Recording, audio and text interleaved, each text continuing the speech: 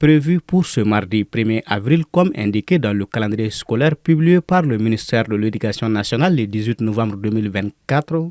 La reprise des cours après les congés de fin du deuxième trimestre n'a pas été effective dans beaucoup d'établissements publics et privés. Certains ont décidé de reprendre les cours demain mercredi 2 avril. Pour être franc, je crois que vous avez dû traverser la cour avant de rentrer dans ce bureau-là.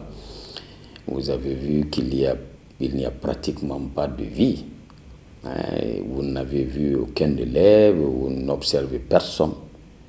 Bon, ce qui veut dire que la rentrée, elle n'est pas effective, elle ne l'a pas été pour aujourd'hui. Il y a eu un problème de communication.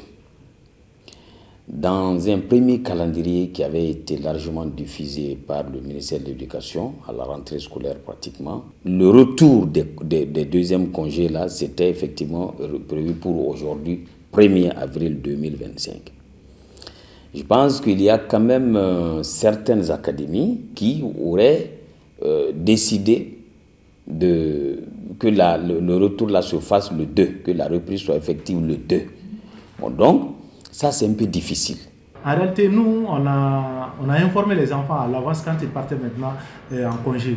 Nous leur avons dit que maintenant, les congés finissent le 30e mars. Le 30e mars, ça tombe maintenant sur un lundi. Donc, nous leur avons dit que la reprise, c'est le mardi 1er avril, d'après le calendrier de l'année scolaire que le ministère de l'Éducation nous a envoyé. Bon, personnellement, je ne vois pas de confusion maintenant à cela pour les administrateurs maintenant qui travaillent avec maintenant le calendrier que le ministère a envoyé. Sinon, le ministère de l'Éducation a été très clair. La reprise, c'est le 1er avril qui tombe sur un mardi. Et c'est pour cela qu'on est là ce matin. Au-delà de cette confusion, le retour à l'école après les congés s'avère souvent difficile. En effet, une semaine de pause couplée à une reprise 48 heures après la fête de Ramadan ne favorise guère l'envie de reprendre le chemin de l'école pour certains. Mais pour d'autres, tel n'est pas le cas. À notre niveau, la reprise n'a pas été difficile. Certes, il y a eu des retards qui ont été constatés et il y a eu des parents aussi qui ont appelé, qui pensaient que la reprise c'était le 2.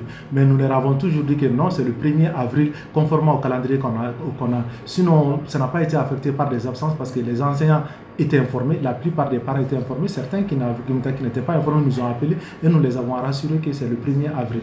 Déjà, il faut redoubler la ceinture et tirer des leçons des examens qu'on a fait, des évaluations plutôt. Essayer de corriger ses lacunes et avancer. Surtout ne pas baisser les bras et toujours courageux encore. Si au niveau fondamental, les évaluations de fin du deuxième trimestre ont eu lieu avant les congés, au niveau secondaire, elles sont prévues dans quelques semaines.